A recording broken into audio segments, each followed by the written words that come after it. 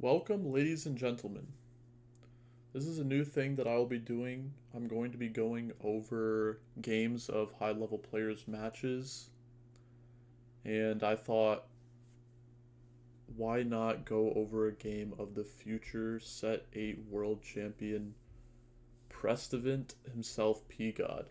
Now, in front of me, I have a list of games that people that qualified and, as you can see, didn't qualify for regionals played in the peak of NA ladder, participated in some in-houses to get prepared for regionals and then worlds. So if you did know or if you didn't know, regionals is right around the corner. Today is November 3rd. The first game is going to be taking place on November 4th. You can kind of see this represents lots of stats. This kind of goes to show how good the field will be playing.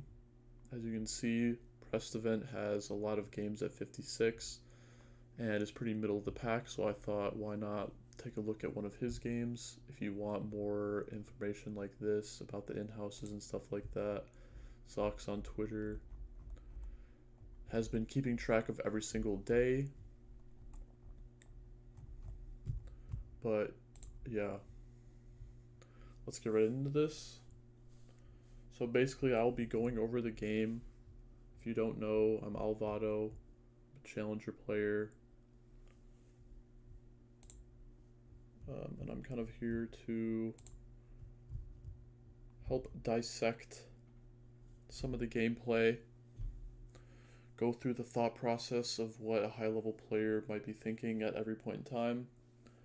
I will have this muted. He's listening to some K-pop right now to hype himself up for the next game.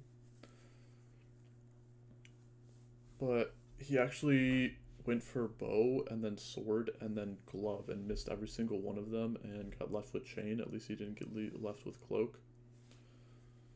Um, he doesn't really say much throughout the whole game, so I will have him muted the whole time. And I will also be going through, kind of skipping around, not too much, but points where it's slow, where there's not really much to notice. So here he checks the Mirage, checks the Mage. It's not Mage Namzi, and he doesn't choose to check the other ones. Sells Senna, sells Wukong. He got dropped as Silas.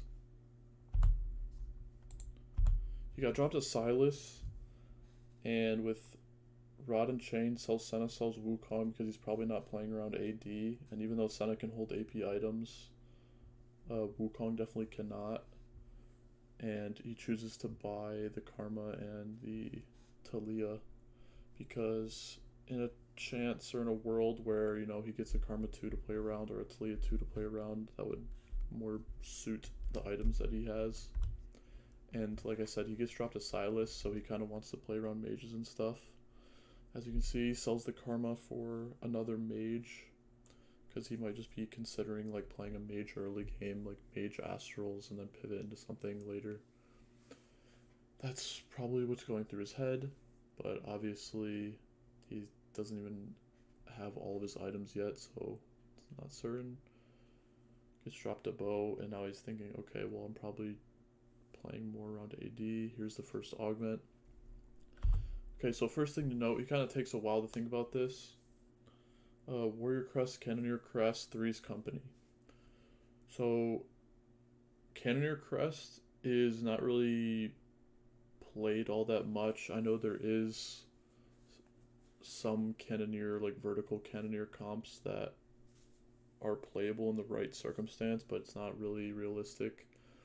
Also, it means that you kind of have to play around Aphelios in the early game, which Aphelios is not that good of a unit considering uh, what he did at the early stages of the set, so they had to nerf him a bunch. So that kind of leaves you with two options, Warrior Crest and Three's Company. Now, Volibear is really strong, so you could gamble on Three's Company in hopes that you hit a Volibear, but the only issue with that is that he doesn't have Nasus, he doesn't have Jax. If he had Nasus and Jax, then maybe he would reconsider and try to hit that volley bear with Three's Company, and then he would kind of utilize that because it might be actually worth the risk. But since he has neither of those, there's not really a 3 cost that you would be super excited about. So you would probably like sell 2 3 costs and then you would play around like one of them, which means you really just want to use an augment to give you 3 gold or to give you 6 gold and a random 3 cost. Probably not. So yeah, he's only really left with the one choice here. Like I said, he takes a second to think. Now he still doesn't check other Kendir units to see if it's Kendir Nomsy, and that kind of plays like a role later in the game. But yeah, he kind of goes with the only choice. Yone, like warriors are pretty strong. Vertical warriors are really strong. Does quick scouting of the lobby. I'll talk about the other boards more down the line. But let's focus on P-God spot. So he doesn't really know what to do, which is fine. He just kind of plays his like strongest, weakest board. Like he's okay with sacking, but he puts like traits in and stuff. And I think his idea is he's gonna try and lose streak. And he's just praying that he gets Astral next turn so that he can get some money.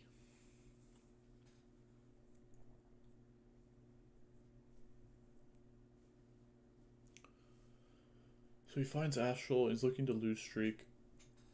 Although you will notice that once he kind of starts looking at these other players, a lot of the other players are also have boards that are very weak. You'll notice Melk's board. I can show you. This is Ramblin's board. So he literally is just full stacking Olaf. Setsuko is playing combat training, probably playing Dark Flight. That's basically one of the only things you can play with combat training. And then Melk's board, he is playing prep, but he's sacking the first 3 stages. So he's going to sack 3.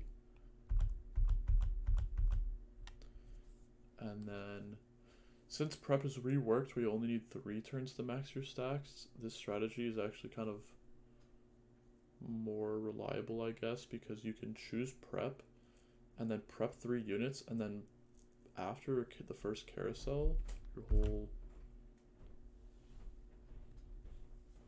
your whole like the units that you have prepping will be at max stacks. So before, people used to do that, but they wouldn't be at max stacks, and then you would kind of try to get them at max stacks on Krugs. I'm not too familiar with that line though. I never really played that much. But yeah, so he's keeping a keen eye on Ramblin because Ramblin literally has 1 unit. There's not a single fight that Ramblin would win if he's just going to play singular Olaf every turn.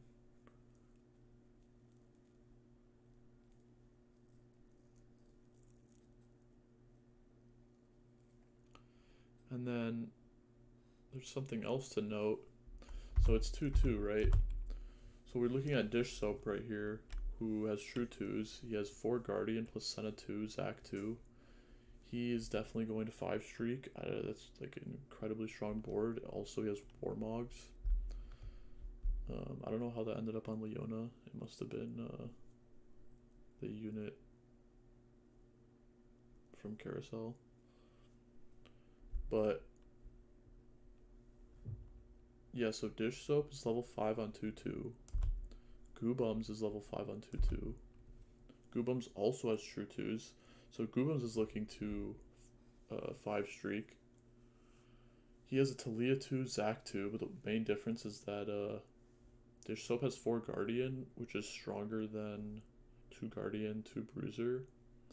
He also has a Senna, which is about similar power level to Leah, I guess. But the main difference is that Dish Soap has a Warmogs and Goobums has a Spark, and Warmogs is definitely better in the early game, especially with 4 Guardian because his front line is just massive.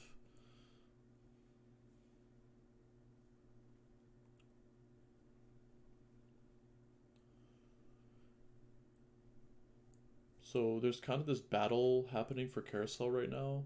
There's a lot of people that are trying to sack, and so you can see that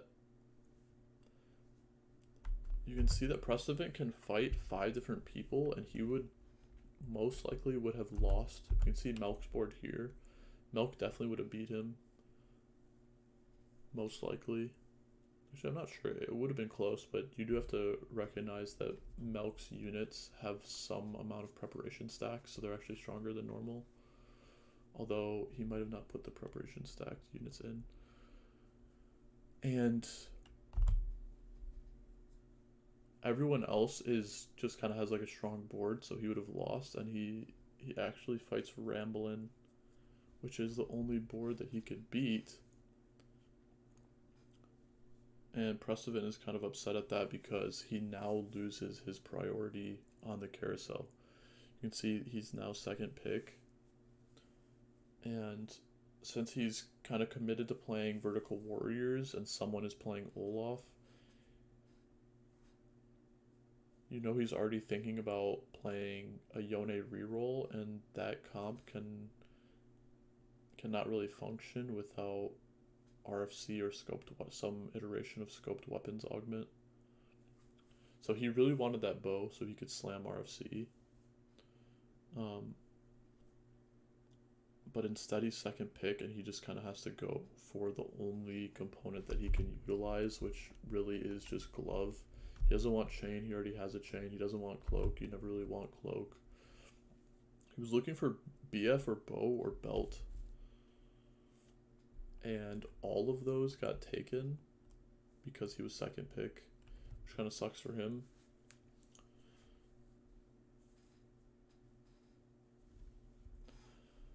So now he has to be a little bit more careful with how he itemizes his units, because even though Ginsu, which is bow and rod, is like a decent slam, he has to be careful about slamming that, because then there's a good chance that he will not get RFC and his comp will not necessarily be like super viable as like a game ending comp.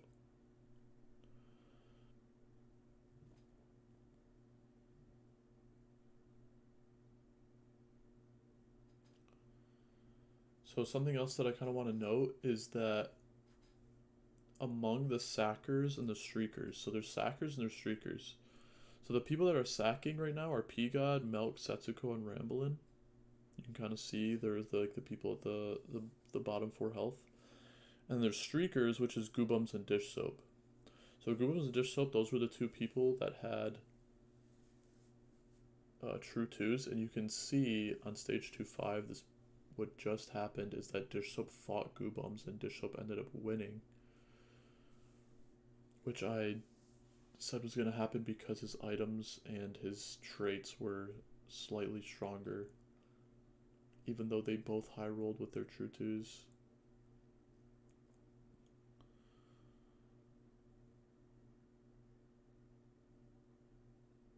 And you can kind of see in the middle of the pack here we have Soju and Casper. And Casper has Devastating Charge, which is not really an augment you see very often.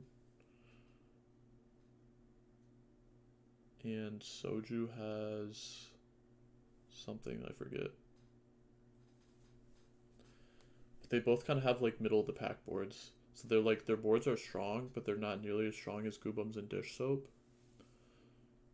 So Goobums and Dish Soap can kind of fall back on their board strength. They don't necessarily need to have like really high levels of econ. And then you can see Prestivent has 50 gold right now. He just fought Melk, who is sacking. Melk had 40 gold the previous turn, so you know he has 50 gold this turn.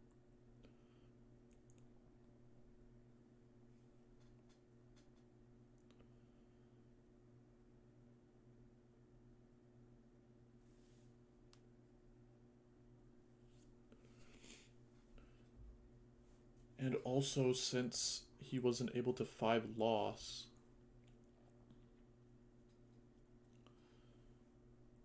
his game is going to be played like slightly differently, because if you 5 loss, you're kind of okay with the 6 loss, and then you kind of want to spike on 3-2.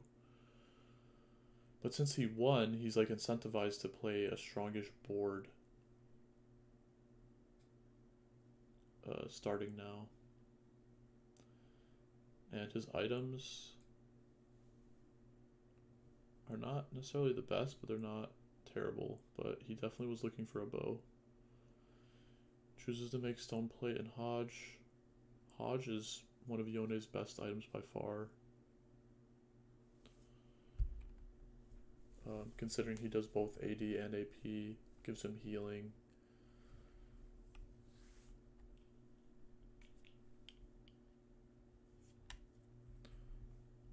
So this is kind of what his board ends up looking like. See how he's not necessarily sacking, but he's also not playing the strongest board. If he was sacking, then he probably just wouldn't have slammed his items. But since he slammed his items, he kind of ends up winning. Okay, second augment choice. I can kind of look at these really quickly, but Battle Mage is definitely not really what you want. Best Friends is also not necessarily what you want. I mean, Best Friends is fine, but considering that he knows that there's another Olaf player in the lobby, he's not going to be going Olaf, and he needs to be playing Warriors. So he's kind of committed to Yone carry, so it's a pretty easy choice to go featherweights, and considering it buffs the Yone, even if it doesn't necessarily buff a whole lot of other units. So he levels to 6 and he rolls down pretty hard because he kind of wants to defend his streak. He won on 2-6 and he won on 3-1. So if he could continue his win streak, he gets pretty lucky. He hits a Pantheon on his roll down, so he can really easily fit in 4 Warrior without having to play Wukong. And then since that he has this 4 Warrior, he is stable enough in his mind where he doesn't need to continue rolling. Some things that like a lot of players will often do is they see that they have like a carry. So like in this case, his carry is Yone, and he's like, oh well, or like most players would be like, oh well, if I don't have Yone 2, I need to keep rolling until I hit Yone 2, like that's my carry. But he rolled enough and his board got significantly stronger than what it was, so he doesn't need to overroll, and he can kind of coast off of high rolling this Pantheon so that he can play this 4 Warrior. And I would say the main reason why Pantheon is such a high roll is just because, like I said, yeah, he doesn't have to play Wukong, but also Pantheon is going to be on his board until the very end of the game. So it's really good to just be able to get that out of the way. And you can see that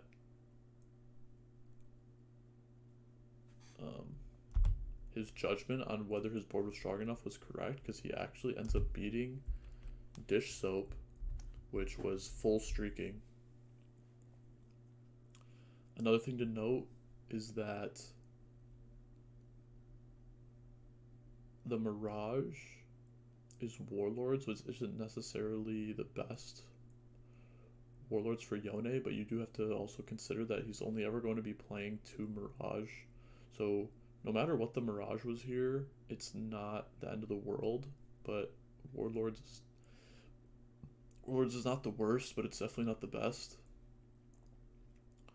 Okay, so now we can look at Soju's board. So he had Exiles, and he has 2 Archangels slammed.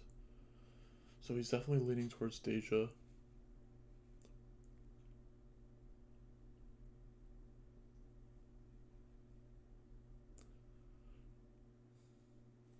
And yep, it's just got another quick win.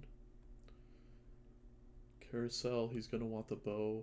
but the bow is on an Olaf. Ramblin really wants... Actually, no, he doesn't. Ramblin wants the sword, but other people want the bow, so he doesn't end up getting the bow. He kind of thinks for a second, ends up going for glove.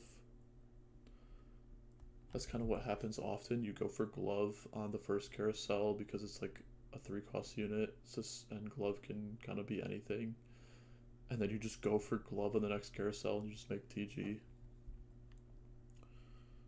So he is streaking, so I think this is why he's choosing to roll here, because he still hasn't hit Yone 2. His whole no units on his board are upgraded except for this Skarner, but he wants to replace the Skarner anyways. So he's choosing to roll. He finds Yone 2, he finds an upgrade, and he makes TG. Now another thing to note here is his positioning. So he kind of puts his super tanks, the units that he doesn't necessarily care about living on the outside. So he puts his Skarner on the outside, and he puts his Nunu on the outside. So even though Pantheon technically is more tanky, it's a Skarner with items, and it's a Nunu with Warlord stacks. And so the main reason why you put your tanks on the outside is so that in the exact situation like this, where if it's melee carry versus melee carry, the one that will win is either the melee carry that is stronger or whoever has the stronger front line. So if you take a look at the left side, Prestivents tanks are definitely stronger than Ramblin's tanks, but Ramblin's carry is so much stronger that he ends up winning. I mean, he has three item Olaf with double Knife's Edge. Yeah, he's definitely going to be stronger. So let's just watch this fight one more time.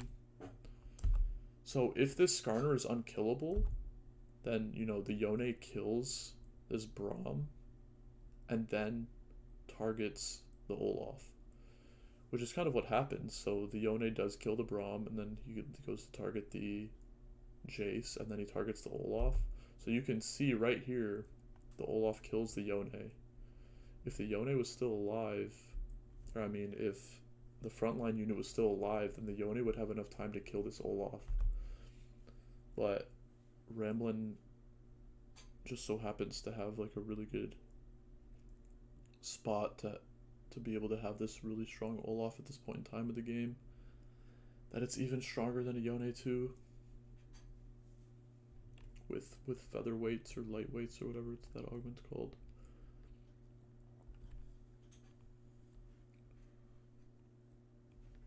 So even though he did lose his streak, you know, it's not the end of the world. His board is still very strong. At the end of the day, he did just beat Dish Soap's board, which was full streak earlier in the stage. He has 4 warrior. He has some good traits.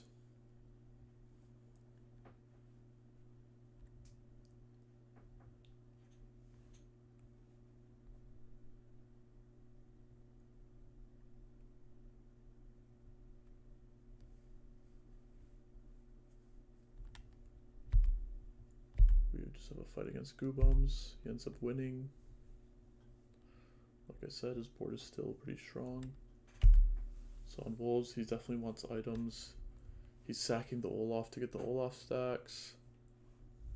It's pretty standard procedure.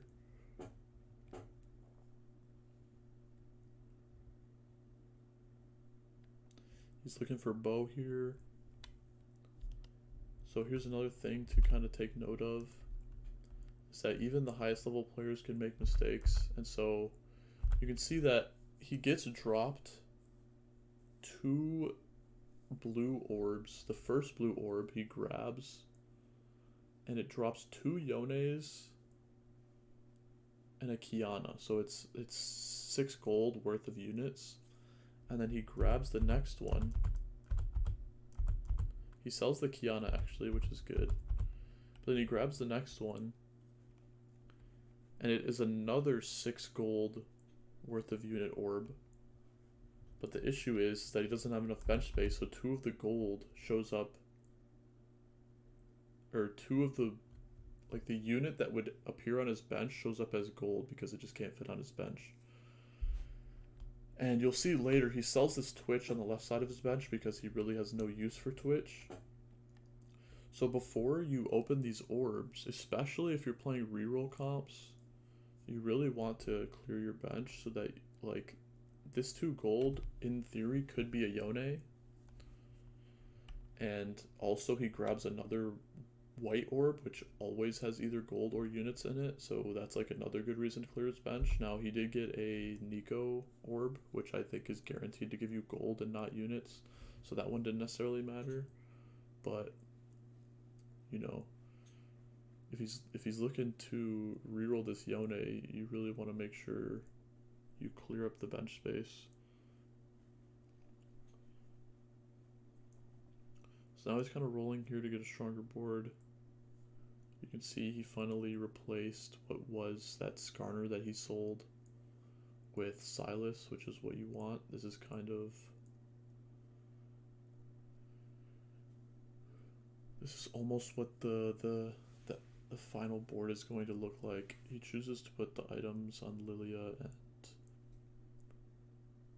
and Nunu because he knows he's replacing those units, and then he finally chooses to slam Ginsu because at this point in time of the game he's not willing to greed because he knows that he's going to be a lot stronger with Ginsu slammed at the cost of him losing the ability to get RFC.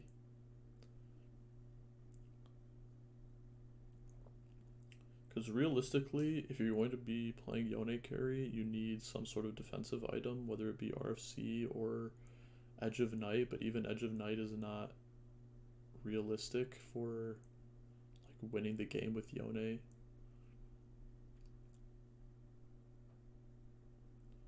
Okay, so now we're on the 3rd augment, and his thought process here is he doesn't really want any of these augments. None of them kind of spike his board in any like major way. He kind of wants to play around warriors, so what he does, he takes out all the cavaliers because he doesn't want any of the augments to do with cavaliers, and he just has warriors on his board, and then he rerolls the augment. And what do you know, he actually ends up getting an augment based around warriors, and it also gives me Yone, which is pretty big. Tiamat, if you don't know what Tiamat does, it basically means that the warriors' auto attacks turn into AoE.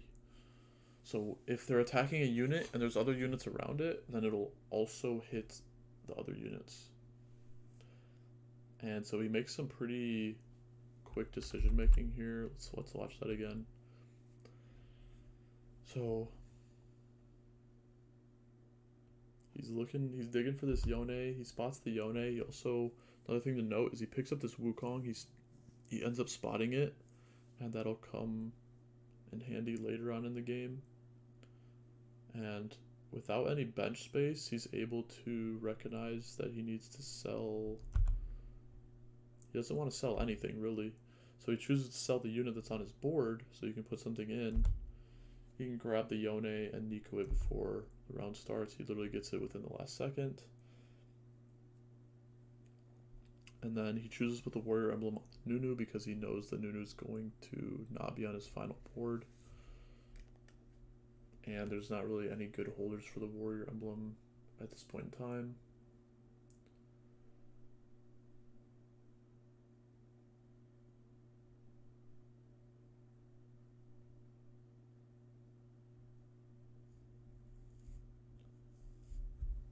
He chooses to sell Olaf there because he knows that there's another Olaf player. He also wants to start pushing levels because, you know, your board caps out with traits and with support units. So he actually ends up selling both Olafs because he is kind of basically saying, I know in my head I'm not going to be going for Olaf 3. I don't have any items for Olaf. It doesn't really make sense to waste gold for Olaf 3. I mean, if there was no one playing Olaf, then maybe he would consider it, but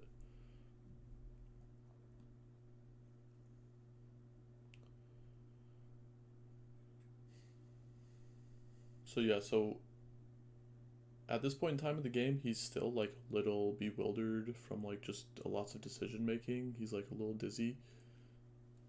So he doesn't, you know, do that positioning where he has his tanks on the outer edge, but he'll fix that soon enough. He's kind of focused on just making sure he doesn't have like trash positioning.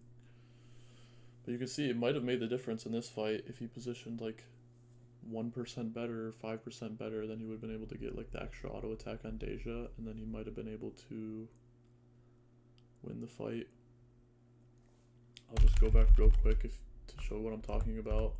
So right here he has the Pantheon on the edge, and he has the Braum on the edge, but he wants this Nunu on the edge so that he can get some stone plate value.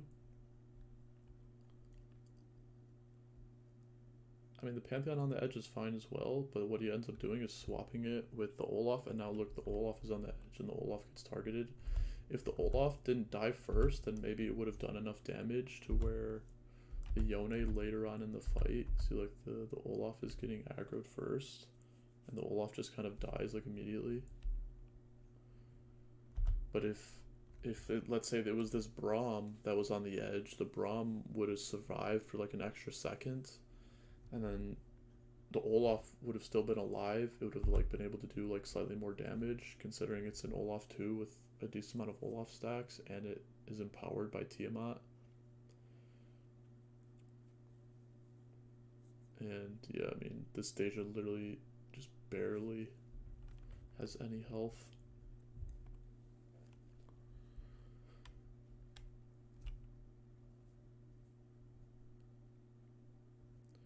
Another thing to know is that if you see Soju's board right now, he's playing Deja, but it's Warlords, and he has Archangel's Gunblade.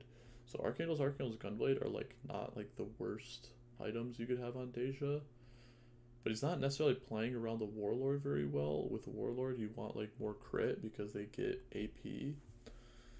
So if you have, you know, 6 Warlord and you're getting 30 or 45 AP, I don't remember exactly how much it is, but if you're getting that extra AP, then you can, you know, utilize that better with like IEJG plus some attack speed or IEJG plus some healing.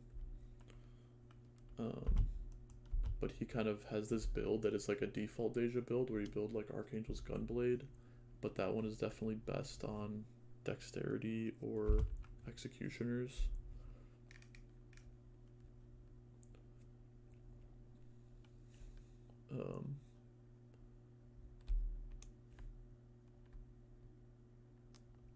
So yeah, you can kind of see that Soju ends up going 8th.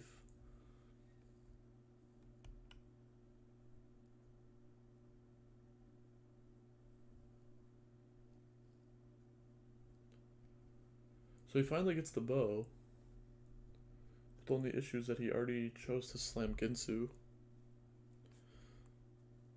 But in his head, he's thinking, okay, I'll just go for RFC on Treasure Dragon.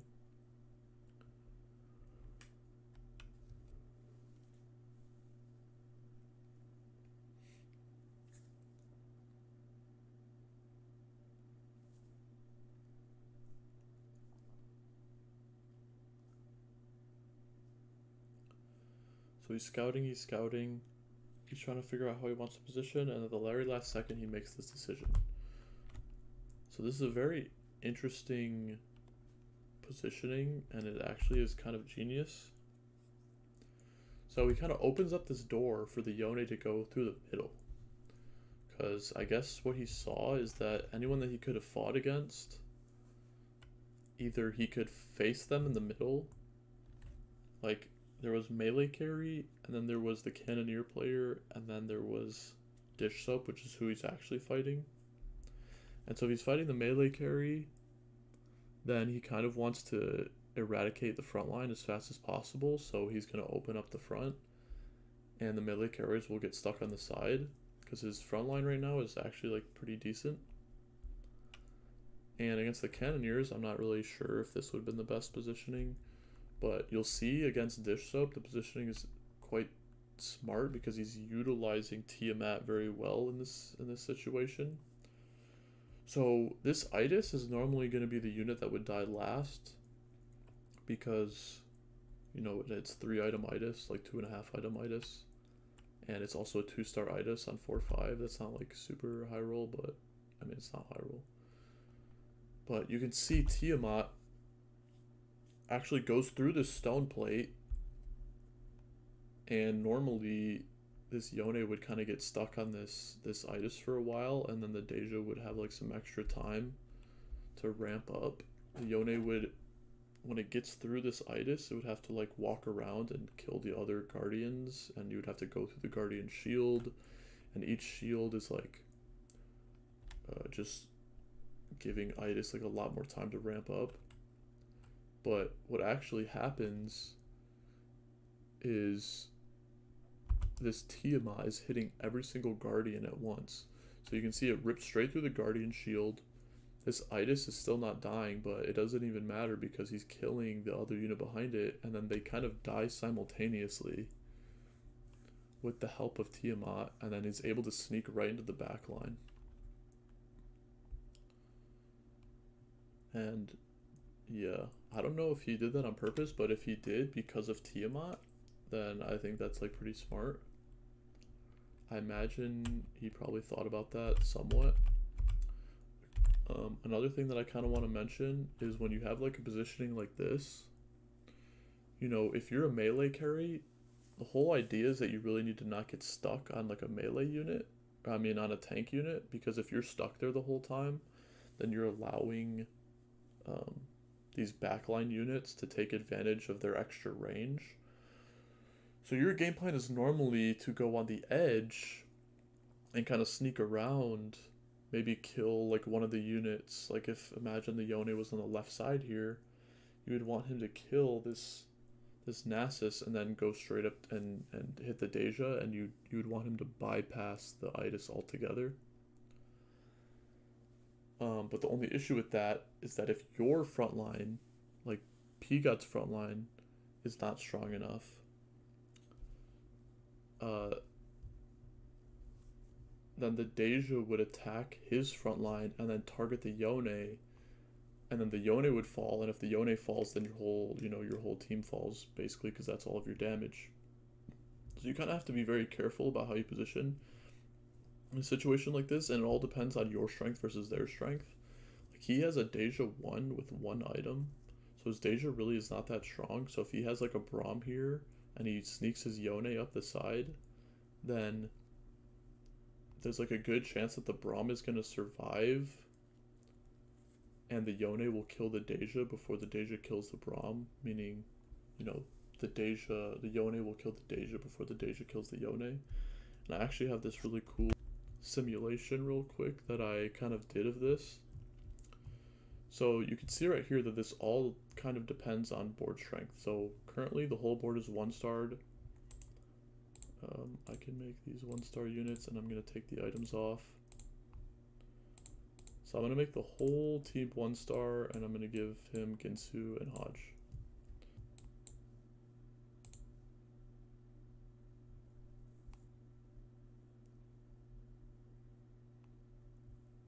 Okay. So you can see with this Deja having like no items, no like strength to it, it loses to this Yone with items. Here's the simulation again, but this time the Yone actually gets like RNG'd and has to walk back over here, but it doesn't matter.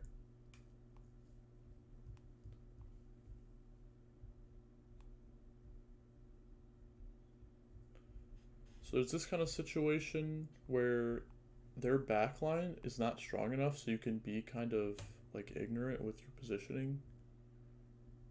Is that the right word? Their Deja is not strong enough, so you can be kind of aggressive with your positioning.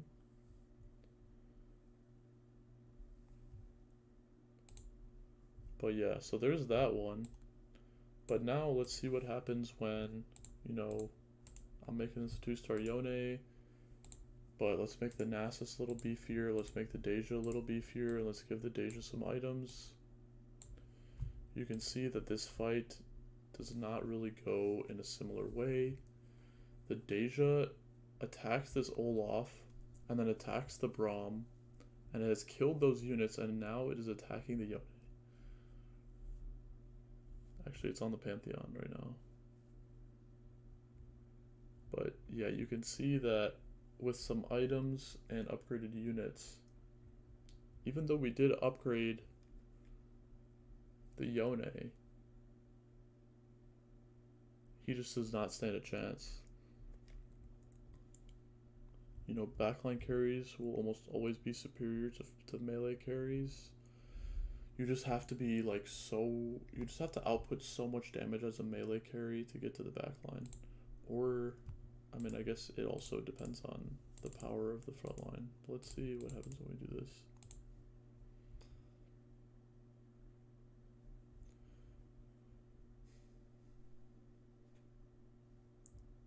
So, you know, we both have like decent front lines, but you know, every single one of your frontline units has to be strong, or else the Deja will obviously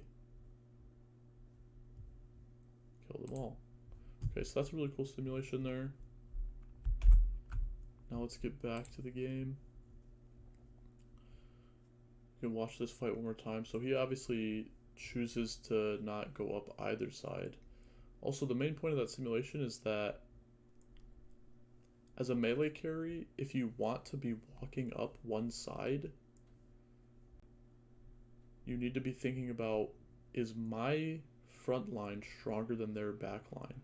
And if the answer is yes, then you can be aggressive with your positioning. And if the answer is no, you have to find some sort of other positioning where you either have to walk up the left side or kind of do what Prestivent does here and walk up the middle.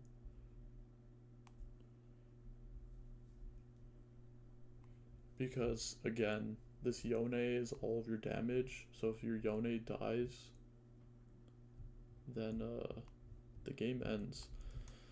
Which is also why he greeted for RFC, because he wants that extra range so that he can stay kind of in the back and he doesn't have to worry about the Yone walking up so far. So there's actually another positioning genius by P-God here, the future world champion. He loses out on locket value. He's very intelligent with this one here. He says, you know what? I don't need all 5 of the locket value. I'm good with 4.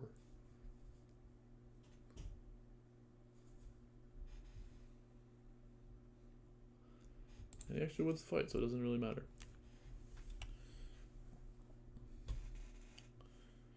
But now, a very important part of the game, Treasure Dragon.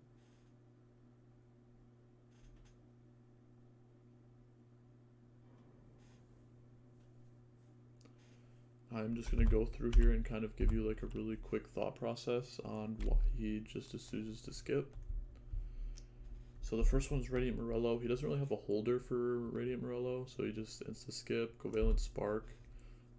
He does not really doing a whole lot of AP damage, so Spark is just not that, you know, it's in this circumstance is not very strong, so he wants something that is more powerful. And also he's looking for he's obviously looking at the rating item, but he's looking at the components because he's trying to get RFC or like another Yone item plus like a really strong like utility. Like if you got RFC plus Radiant Shroud or Radiant Zephyr, that could be really good. Yeah, so he skips the first Bulwark's Oath, but then he chooses to look at this one for a second. You'll see that he takes a little bit longer to think about this one, but he just decides to pass on it, and it's because there's a bow in this Treasure Dragon as well, because he's thinking, okay, I can make RFC, but then what else do I make? Like the rest of the items just wouldn't work out very well, so he actually chooses to skip this one. And he doesn't even look at the items, the item components, because, well, he got probably the best Radiant item he could get in this situation. He got a Radiant RFC. Now, if you want to know the difference between regular RFC and Radiant RFC is essentially the scoped weapons augment plus an RFC in one item, which makes sense because scoped weapons 1 is a gold augment, and if Radiant RFC is technically a prismatic augment, then it should be stronger than a gold augment. So if you want to break it down, regular RFC gives you 1 range, and Radiant RFC gives you 2 range. Scoped weapons gives you 1 range. Sorry, let me say that again. So scoped weapons gives you 1 range, and regular RFC gives you 1 range, which would be a combined 2 range, and scoped weapons 1 also gives you some attack speed, which Radiant RFC also gives you bonus attack speed. Regular RFC gives you 50% attack speed, and Radiant RFC gives you 75% attack speed. So he can kind of put this Yone really far back here, and you know, he's obviously going to work. I mean, this is essentially... This is why Yone can be forced half of the time, because if you can get enough bows, you know, you can kind of make your own scoped weapons Yone comp.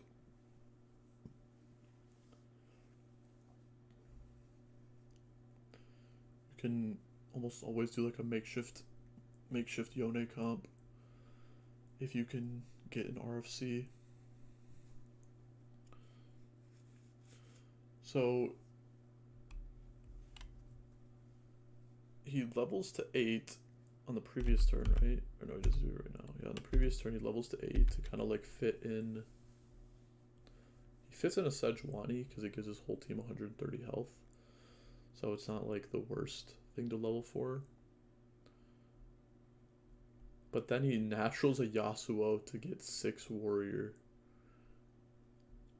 Which is why this is P-God's nearly immortal game.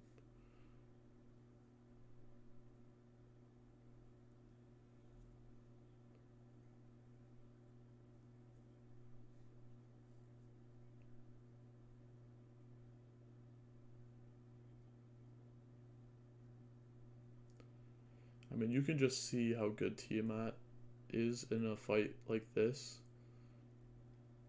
You know, like I said previously, how positioning is so important in melee like mirrors, because depending on where your melee carry is versus their front line, you know, whoever gets stuck on the front line first, or whoever has a stronger front line or stronger like melee carry, like the combination of those two are so important.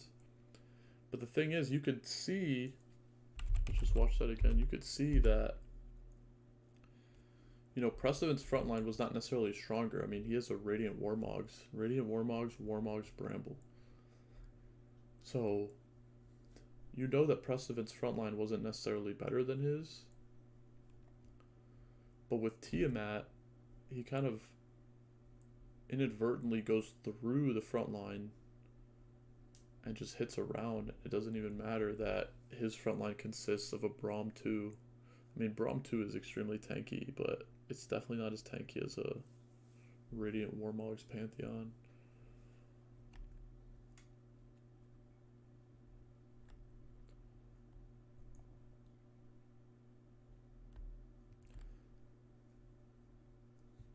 And so you also could notice that previously he was kind of leaving like a spot open for his Yone to kind of walk through, but when you have Radiant RFC, you don't need that because you can attack through your front line. So he could close his front line if he wants to. He kind of chooses not to because he wants to not have to like micro move all of his units.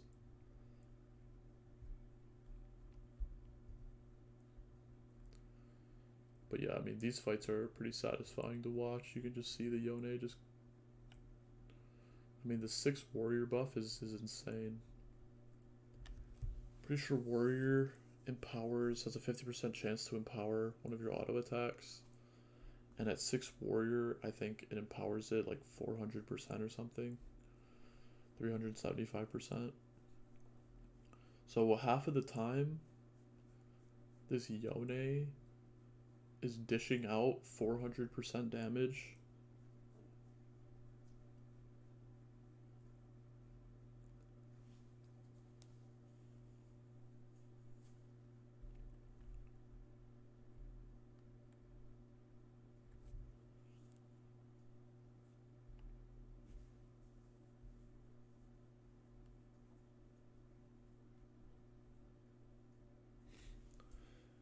And you'll also notice that he is streaking, and he also has the most health in the lobby, so he was final pick. He kind of gets leftover items. He had to build GS on his Olaf because that was like what he was left over with after the Treasure Dragon, because he really just needed to go for the Radiant RFC.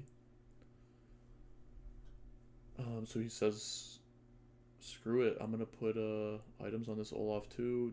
A little bit of a dual carry, although this Yone is definitely a lot stronger than this Olaf. But it is 6 warrior Olaf, so you know this Olaf is definitely putting in some work.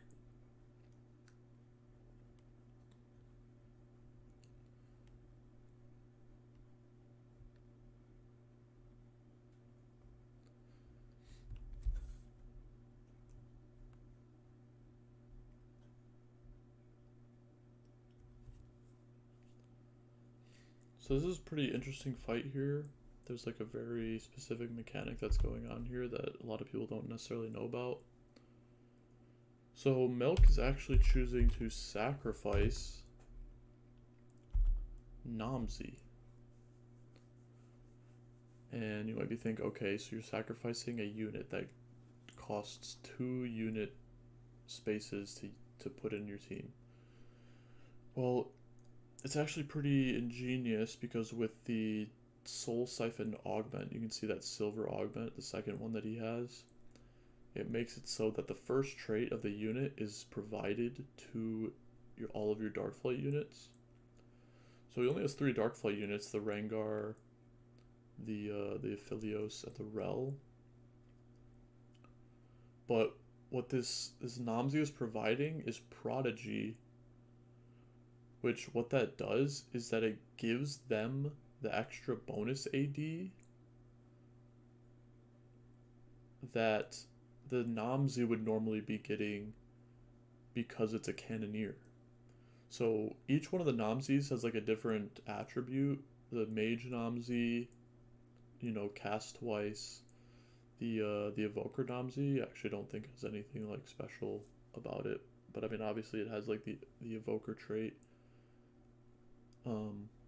And then, but the Cannoneer Namzi, to make it seem like Namzi more like a Cannoneer, they give Namzi bonus AD. I believe it's like 40 or 50 bonus AD because it's a Cannoneer. And so when you sack the Namzi, it actually gives the flat AD to, you know, this Aphelios and this Rengar. So his board has 4 Cannoneers, and it has a Zeke'd prepped Aphelios 3 with bonus AD, which, you know, is really helping out with this Radiant Runans. And it's almost like the perfect setup. So, because he has like so much AD that's given to him through him being a 3-star, and he's getting AD from the Prodigy. And I mean, you can see this Yone. I mean, these bolts are, you know, they're doing ridiculous damage. Radiant Runans, the extra bolt that you get actually does more damage than the initial bolt. So, you know, he wiped out that Yone so fast because the second bolt kept on hitting the Yone, and you know, if he's killing the frontline units as fast as he is, then he's gonna kill the Yone in like a couple shots.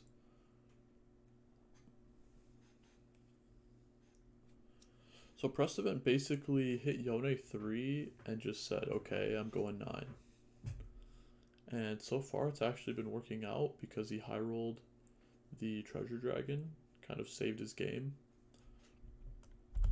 Also, if you might have noticed, there is a double prismatic, or there's a double radiant item on this Aoshin, and there is no prismatic augment. So you're thinking, okay, well, how did he get double radiant item?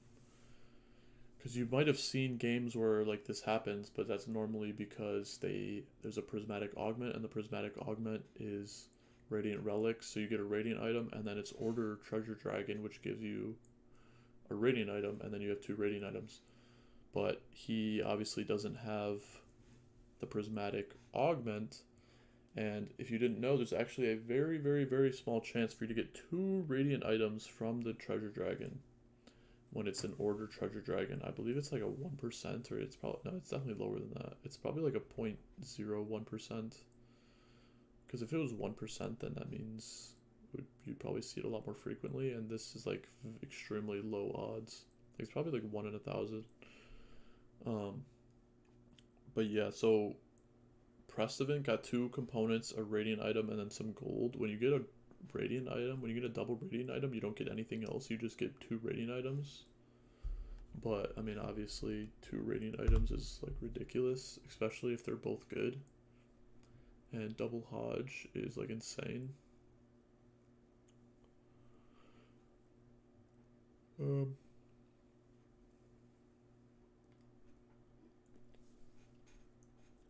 Some other things to note is if we kind of make a callback to the beginning of the game, I said that there was streakers and there was sackers. And if we kind of do a quick checkup on the sackers were P-God, Milk, Setsuko, Ramblin'. So you see Setsuko went 7th, so he wasn't... when you're sacking, you kind of need to high roll at least a little bit in the mid game, and Setsuko probably just did not high roll at all, or like things just didn't go his way, I guess. And then Ramblin' and Milk and P-God are all still alive, and you'll notice that P-God and Milk are guaranteed basically first and second, just because of the way the health is. So two sackers end up winning, or end up getting first and second, and then Ramblin' is trying to get a top 4 here, but he ends up not getting a top 4. And then another thing that you'll notice is that Dish Soap and Goobums, the two people that were streaking, both have the ability to get a top 4, but actually no, they both get top 4. So I think what you're seeing now, outside of the top 2, this is how like the scores align. So Milk and Prestivent, we don't know who's gonna win, but one of them will. And then Goobums, Dish Soap, Ramblin', Casper, Setsuko, Soju, in that order is how the game ends.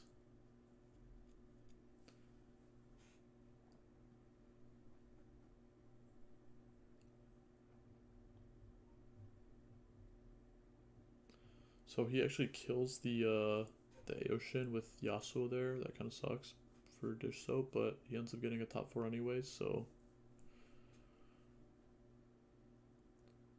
and then another thing is that the two people that were kind of in the middle of the pack, they weren't necessarily going for like a win streak, they weren't necessarily going for a lose streak, was Soju and Casper. And you see that both of them are bot 4. So just kind of overall theme is that, you know, in order to at least have a chance at top 4, you probably should either be, you know, sacking for econ or playing to your high roll and trying to win streak.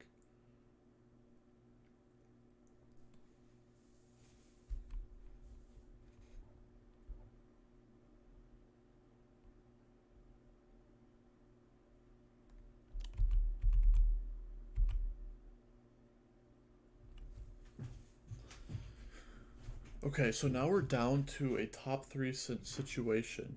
And what kind of just happened is that you can see right now, oh, you see the 2 stars on the Nyla. You know what that means? It means it's 3 stars because he hit the extra 2 star that he needed to get the 3 star Nyla. So the top three situation we have here is we have Milk, Prestivent, and Goobums in the top three. But Goobums is going to try and make a comeback with his Nyla 3. But Prestivent has a Yone 2 and he has this like decent positioning. If he can kind of get his Yone to target this Nyla, you know, who knows what can happen.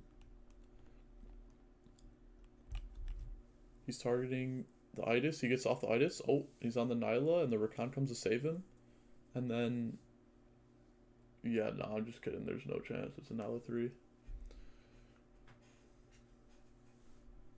Yeah, the Nyla, I mean, pretty easily wins this fight.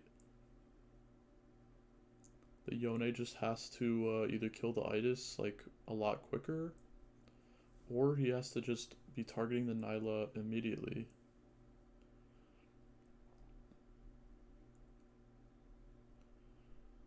So he finally gets to level 9 here. I think what he's looking here for is obviously upgrades. So he wants Yasuo 2, Pantheon 2, and then I think the last unit that he wants is a Bard.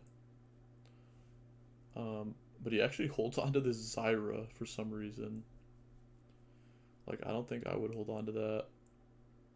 But since he literally misses every unit that he's looking for, he just throws in this Zyra 1.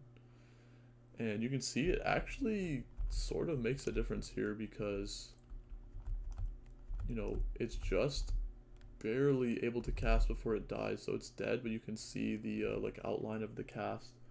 And you can see that it's actually hitting the Aphelios, which is like most of the damage. So this Zyra 1, even though, you know, it's like pretty laughable, it actually,